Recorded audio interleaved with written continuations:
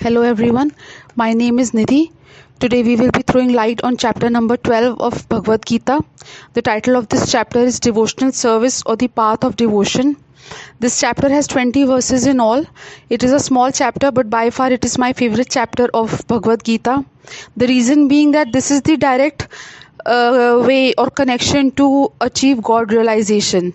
So the chapter opens with a question from Arjun to Lord Krishna as to which of the two is superior, the worshipper of God with form or sargunvadi and attributes, or the worshipper of the formless and attribute which is nirgun or Brahm. Arjun wishes to know whether the meditator on the impersonal absolute or the devotee of the Lord is better versed in spiritual discipline, or, to put it differently, which of these two methods of worship is better. So here Lord as possessed of form and attributes would be Sagunvadi, who has a form and attributes, and the unmanifest Brahma is Nirgunvadi or Nirvisheshvadi, which is also known as Satchidanand, which is Sat is truth or eternal, Chit is knowledge, and Anand is bliss. So spiritual aspirants, as we know in Hinduism especially, spiritual aspirants are either personalists or impersonalists. Personalists are Sagunvadi and impersonalists are Nirvisheshvadi. So in 12.1, Arjun asks who out of these two worshippers are the best knowers of yoga.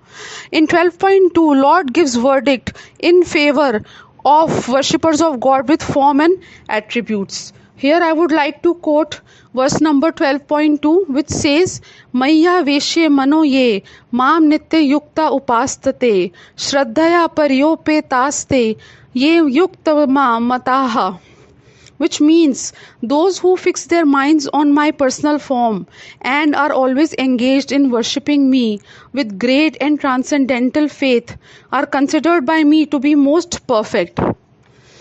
The verdict of the Lord contained in the foregoing verse in favor of the worshippers of God with form and attributes raises the question whether the worshippers of the formless and attributeless Brahm are not the best knowers of yoga. The question is answered in next two verses. In 12.3 and 12.4, it is stated that those who worship the unmanifested, omnipresent and imperishable by controlling their senses, being even-minded or sambhav, being devoted to the welfare of all beings, obtain Lord too, which means that the impersonalists obtain Lord as well.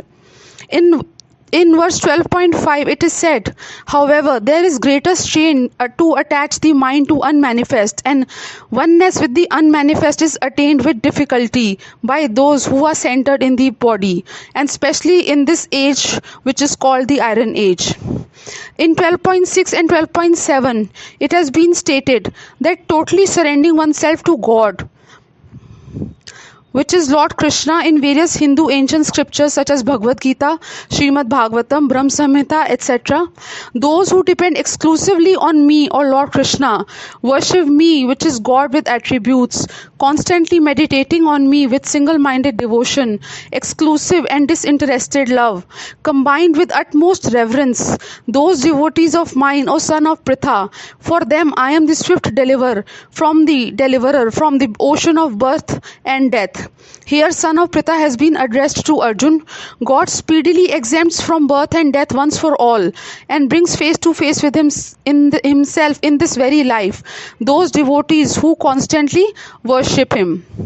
In verse 12.8 and 12.9 it has been stated that one must fix and establish intellect and one's mind on one Lord to attain him through repeated practice and devotion.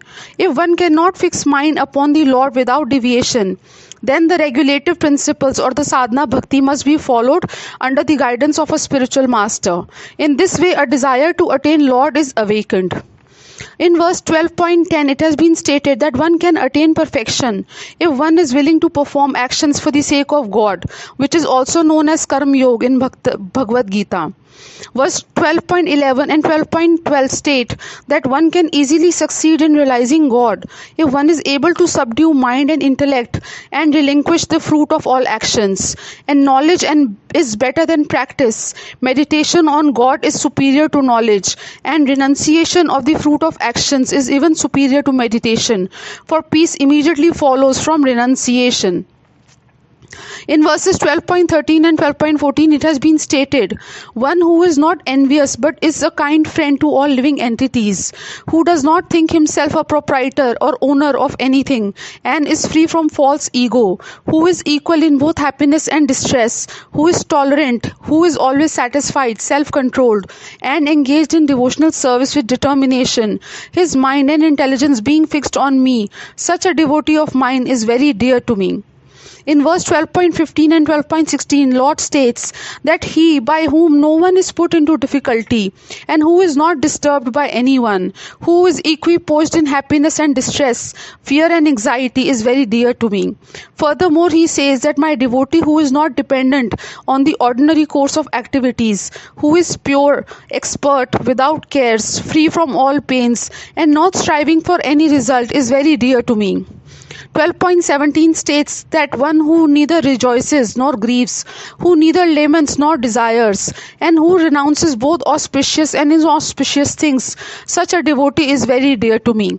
And in conclusion, in the last 3 verses, God says that one who is equal to friends and enemies, who is equipoised in pairs of opposites, who is always free from contaminating association, always silent and satisfied with anything, who doesn't care for any residence, who is fixed in knowledge and who is engaged in devotional service, such a person is very dear to me.